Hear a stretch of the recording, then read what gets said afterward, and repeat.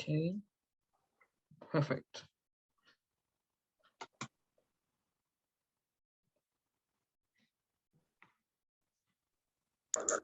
You are recording, so will you have a recording? Yes, you will. Oh, fantastic. Great. You will have access to recording. That's fine. So, yes, so good evening, everybody. My name is Temi.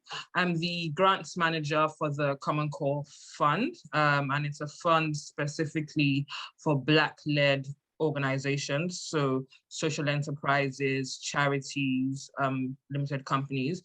And what's on offer is core funding. We have £5,000 and £12,500 available in unrestricted grants to, as I said, Black-led organizations.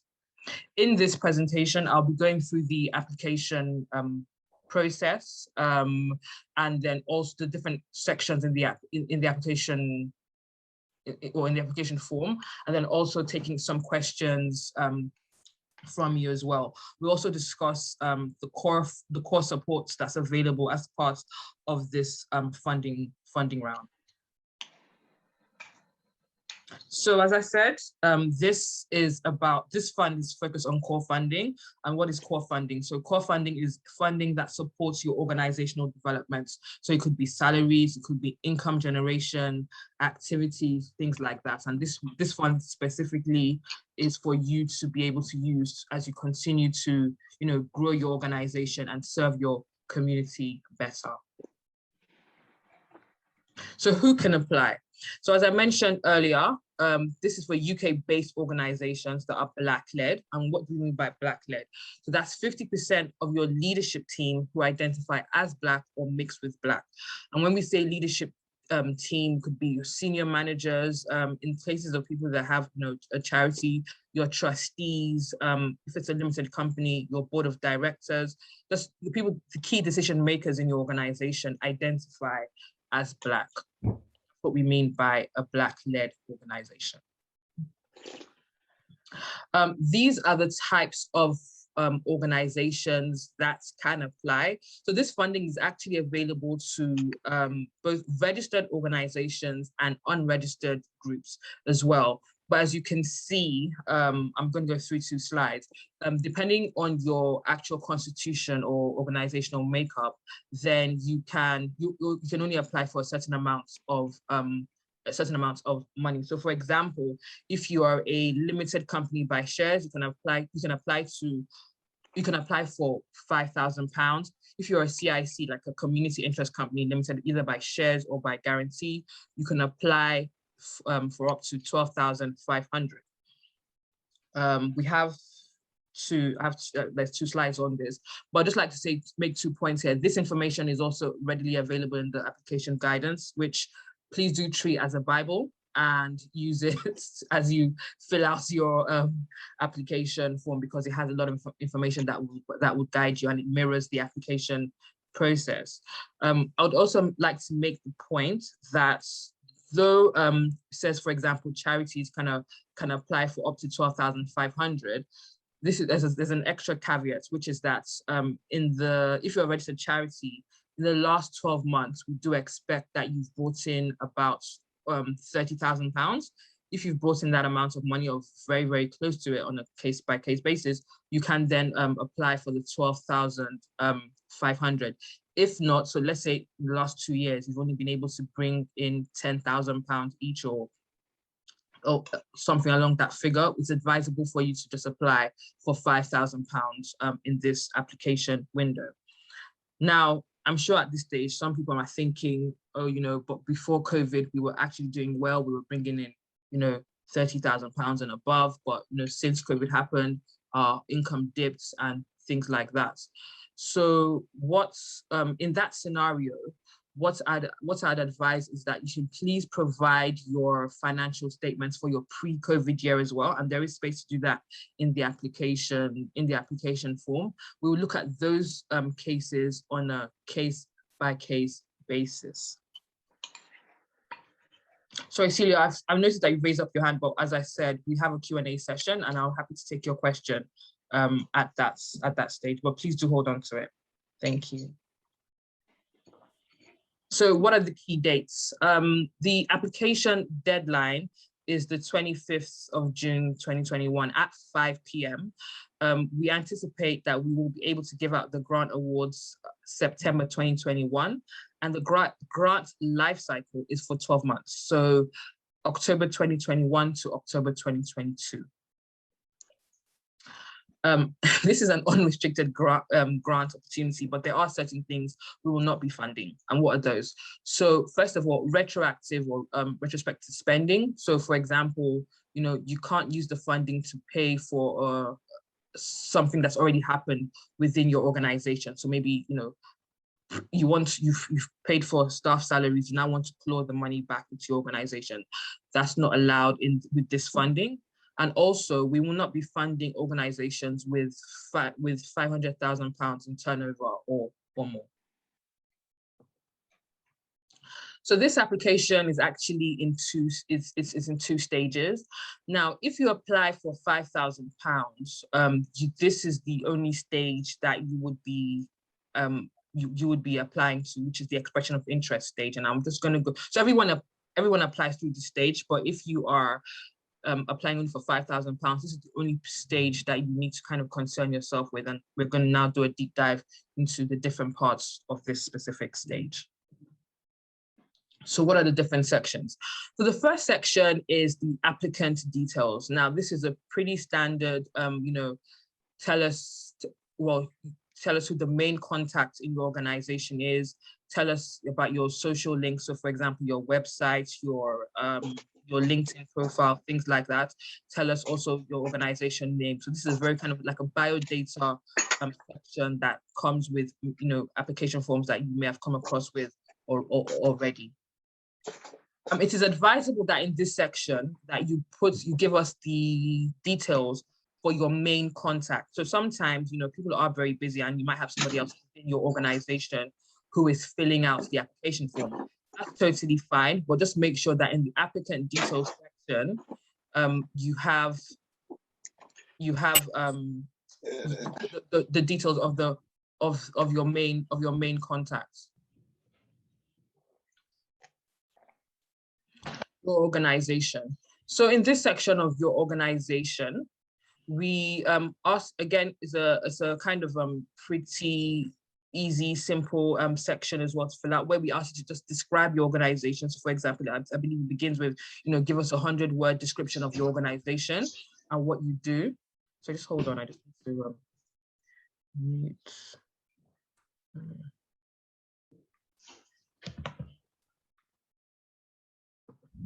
Yeah, sorry, yeah. Under your organization, we expect you to just give us a description of your organization and then also tell us about where your organization works. So that includes where your organization is specifically based, so which nation of the United Kingdom your organization is based, and also which borough or which districts you actually work in as well. So for example, you may be based in London, but your work may stretch as far as, Birmingham, Nottingham. Put all of that information in this section because it allows us to understand the reach that your organization has. Your proposal. Now, in this section, this section and the next section are sections that I really would like for you to pay attention to and use the assessments criteria as you fill out this section and the next section. So in your proposal, what we're really asking you is to give us the business case as to, for example, you tell us how much you want to apply for, and then we ask you what do you want to use the money for, and why is this the best way to use the money? We have done it this way because we know that obviously you're closest to the problem and the problem, the problem your organization faces and how best to solve it. So we're trusting obviously your own competence and ability to describe that problem to us and inform us as to, why this is the best way to solve the problem.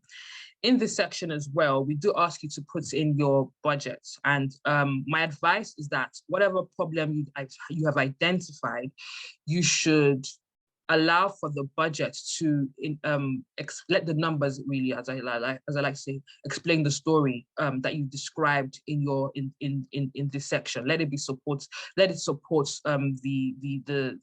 business case that you've put in this section. Your impact.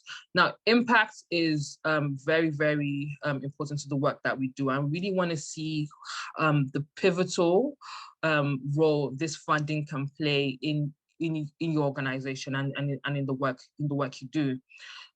So in this section, we ask a number of questions, including, for example, asking you to tell us about the primary benefits to your community that the funding will have. A subsequent question is, what service, as a result of this funding, are you going to be providing to your community? And then we'll then also ask you to, tell us what indicators you'll be using to measure your impact. Now, with these three questions, you should make sure that they're linked. And what do I mean by that? So when you're identifying which community, what's the primary benefit to your community? You might be an organization, for example, that works with older people that, are facing employability or long-term unemployment, as an example. So it's advised that in the question that asks about, what's the primary benefits to your community, you could say something along the lines of, maybe, employability training or upskilling. And then where it asks about what the service is, you then talk about, the fact that you're going to be doing workshops to train this specific section of a community, maybe put them on a work development program or professional development program, and that's a specific service that you're actually providing to the identified community, which you did in the question before. Then the next question asks about how you're going to measure impacts, and we ask that you follow the SMART acronym when you are describing what your impact is going to be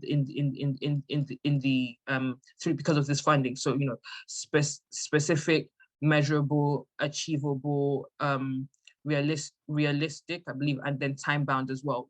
Follow that as you get specific indicators that you propose to us. So it could be that as a result of this funding, we've been able to hire in an employability coach who is going to train X number of older people, and because of this training, we expect that this X number of people will have the confidence to apply for jobs or have improved digital skills to be able to navigate new employment opportunities for them.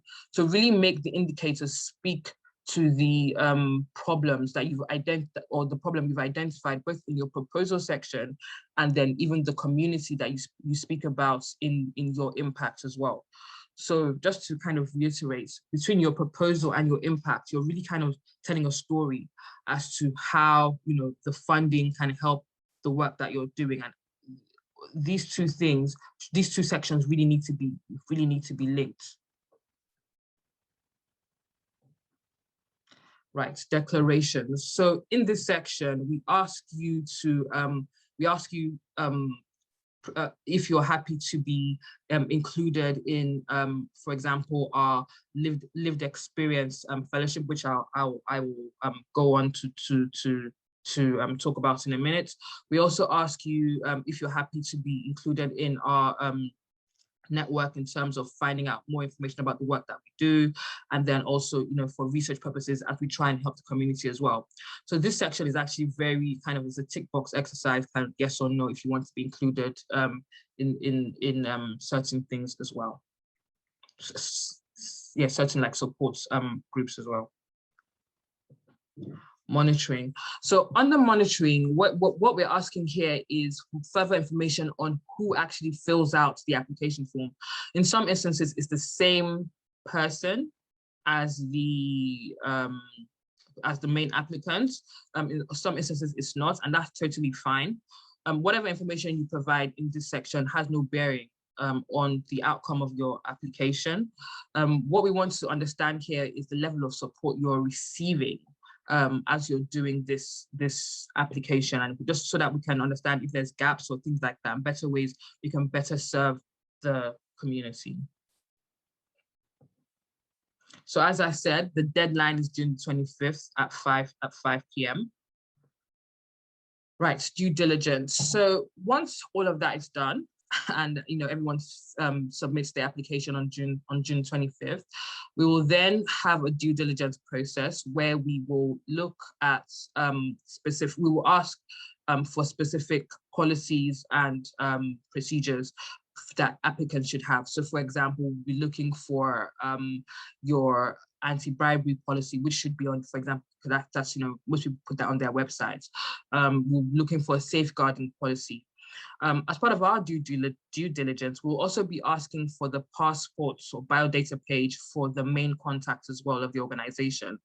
So that's why I said it's advisable, just for even administrative purposes, that you put the main contacts in the applications in the applicant section of the application form. So the assessment criteria. Now, the assessment criteria is detailed in the application guidance, which you can access on our websites.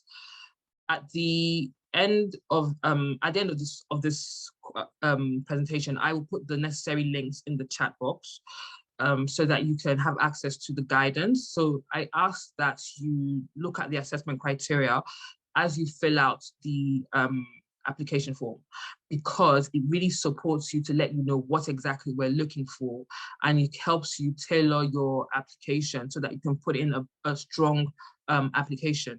It is a very, very competitive process, but the assessment criteria is there to help you, to put you in the best position possible. So it tells you, for example, what we're looking for from strong applications. So for example, with safeguarding, for example, we want to see, a clear safeguarding process that's in place within your organization. And just to reiterate, safeguarding is one of the is a key criteria for us. We'll be looking at that both throughout your application in terms of the application form you submit, and also, as I said, as part of your due diligence process, we'll be looking at for your safeguarding policies. So everyone who applies for this fund will go for an initial assessment. Whoever applies only for £5,000, this is the only stage that you would be required. This is the end of the stage for you. So the strength of your application will be weighed up based on the information you give us at the throughout the application process, and this consists of 2 assessors within our organization assessing your answers in line with, obviously, as I said, the assessment criteria that we've outlined. So it's really advisable to really put in a very, very strong application at this stage, because there is no subsequent stage for you, especially if you're only applying for £5,000. So stage 2. Now, stage 2 is for those who apply for the 12,500 grants applications. And what this consists of is online visits where we would interview your main contacts as part of our assessment process. Further guidance on this, if you are going to be invited to stage 2, further guidance on this will be provided prior to that initial online visits that you'll be having with at least one of our assessors. So yes, as I just said, it's an online visit, probably over Zoom, and we will have an interview with the main contact just to do a deeper dive on your proposal, on your and also on your impacts as well. And then also we will also check your safeguarding approach as well. So it's a deeper dive on the application. So in addition, so that's all to do with the grant funding. But in addition to the grant funding, we also have what we call internally our Funder Plus program, which is our core supports. Now, what this is a series of workshops and sessions for the community. We have some sessions that are open to, you know, Black-led organizations, you know, obviously in the United Kingdom, whether or not you receive a grant for us. So we have sessions on, so for example, income generation. We have sessions on scaling your social impact organization and things like that. Some of our sessions are solely for grantees. Some are open to everyone. Further information is available on our website, and as I said, after this presentation, I will be giving you the necessary links so that you can find out more about it. Our lived experience fellowship. Now, in the application form, we do ask you to indicate whether you'd be interested in our lived experience fellowship. Our lived experience fellowship is again, an extra program that is, it has no bearing on the outcome of your grant application, but it's an opportunity for, it's a leadership development program. It's an opportunity for 20 selected fellows to receive further training on how to scale their organization and how to further embed their lived experience in the in the organization as well. And we're also going to foster peer-to-peer learning. So, I mean, you're probably thinking, what do we mean by lived experience? For us, lived experience is, you know, someone who, let's say your organization is focused on, you know, solving mental health challenges in a specific community. So we expect that perhaps you're a leader who has had, you know, you've either gone through something like that yourself in terms of having to, you know, solve a mental health challenge, or you live in the community and have firsthand knowledge of what it takes to solve that challenge. So that's what we mean about lived experience. It's really grounded in the community, and it's about understanding, you know, the needs of the problem or the social challenge that you're trying to solve. Sorry, before I go into this, the lived experience fellowship is open to everyone. So whether or not you apply for £5,000 or 12,500, you can just tick that box. And as I said, it's a selection, but at least you've given yourself the opportunity to potentially come onto that program. Now, this is the web address if you want to apply for the funding, but I'll also put I'll put it in the chat box as well.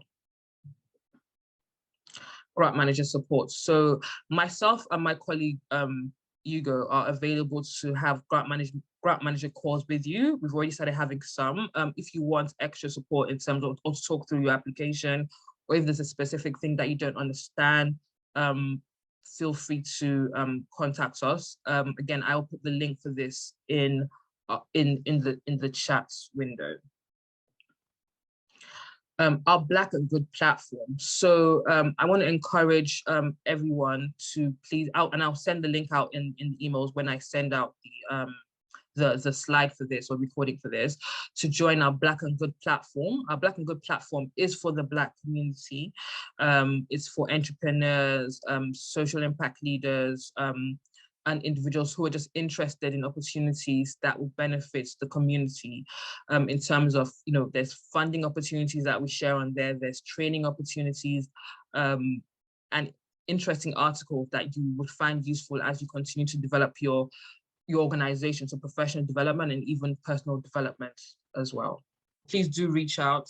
Definitely want to support the community and support you as you fill out the application.